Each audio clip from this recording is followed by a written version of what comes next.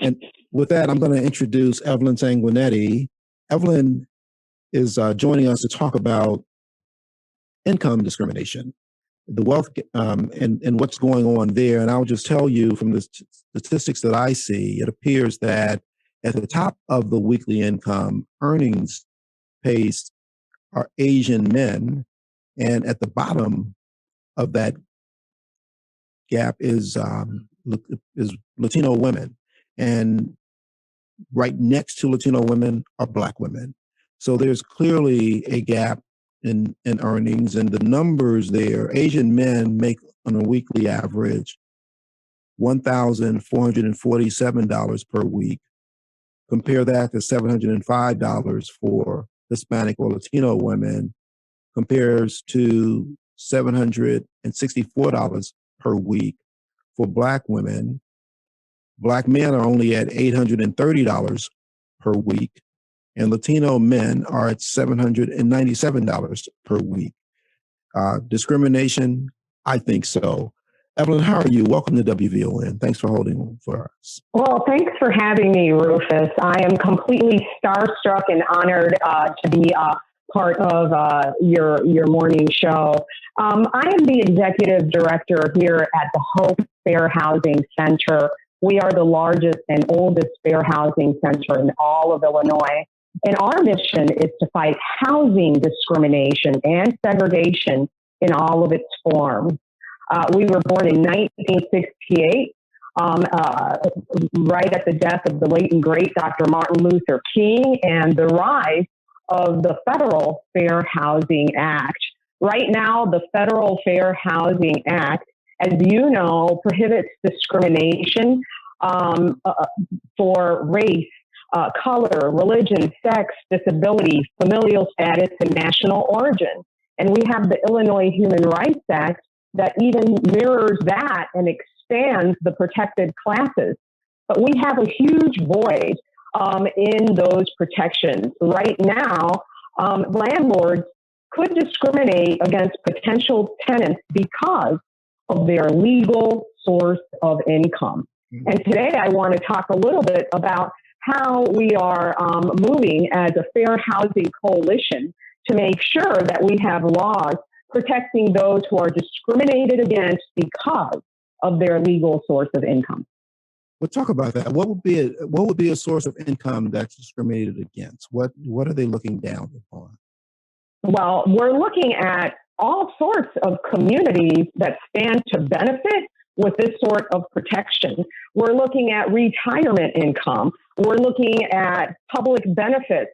We're looking at rental assistance. So this stands to benefit our veterans. This stands to benefit not only our veterans, but women in our community, as well as families, as well as those with a disability. It goes across the board.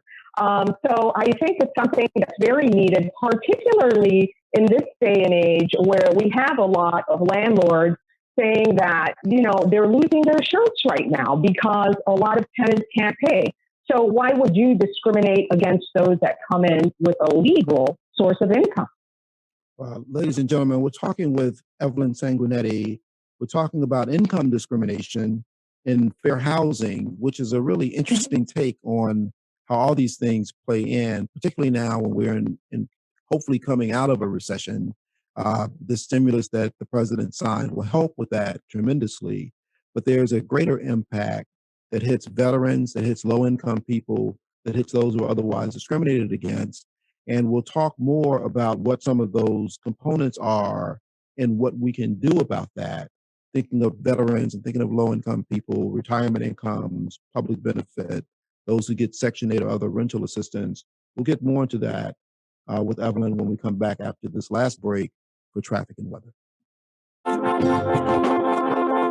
Good morning. It's Rufus Williams here at the morning show. We're wrapping up, but we're talking with Evelyn Sanguinetti about what's going on with income discrimination. And Evelyn, you went through a list of things before we went to break: retirement, public benefits, rental assistance. What can we do to push back against this income discrimination? Well, thanks for the question, and that's the purpose my visit with you today, Rufus, is that I want to invite organizations, like-minded organizations, as well as individuals to join our coalition. Hope Fair Housing, you could reach me at my number, 630-690-6500, 690-6500.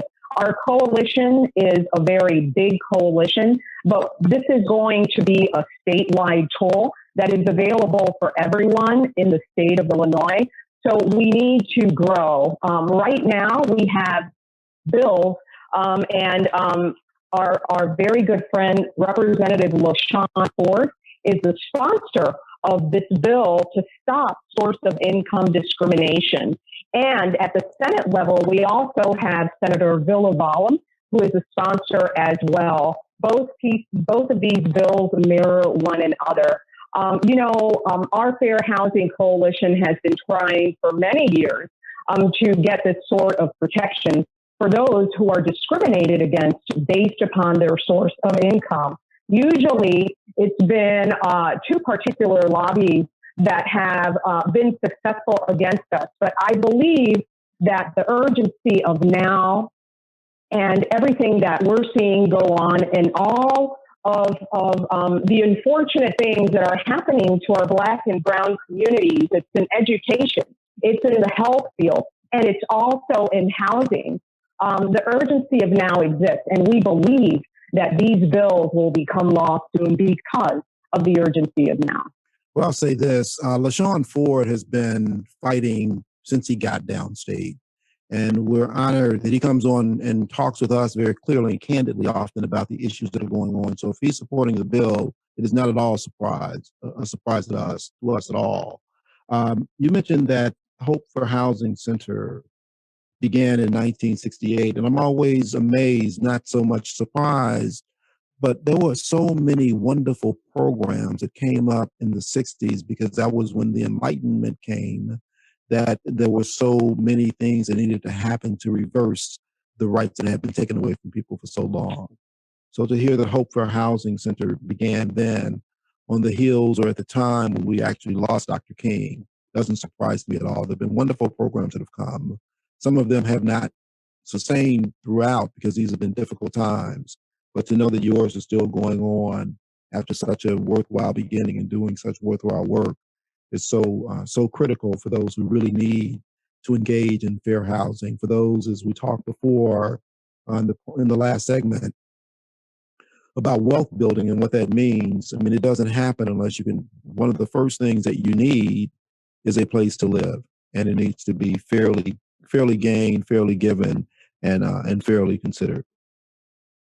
Absolutely. And you're right. Representative LaShawn Ford is a hero to many.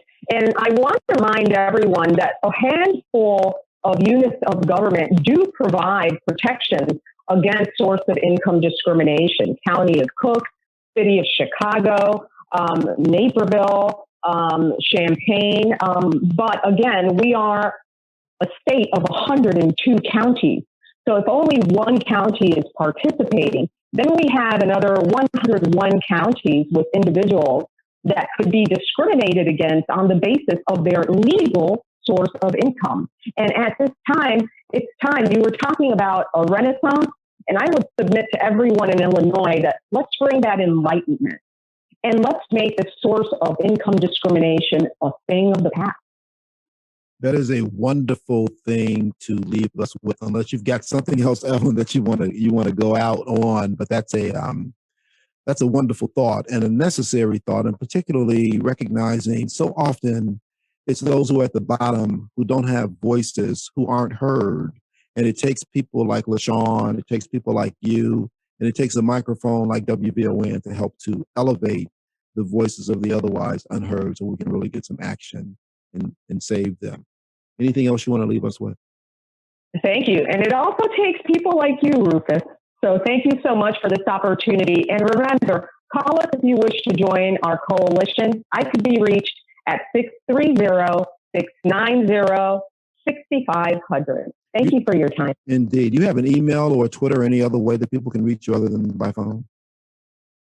Yes, Evelyn.Sanguinetti at hopefair, HOPEFAIR.org. Okay, Evelyn, you can't spell out Hope Fair and not spell out your last name. It's SANGUINETTI, Sanguinetti. Evelyn.sanguinetti@hopefair.org. Spells just like it sounds. Evelyn, thank you so much for joining us on WVON, and thank you for all of your work. Have a great week. Gracias. Gracias, Rufus. You too. De nada.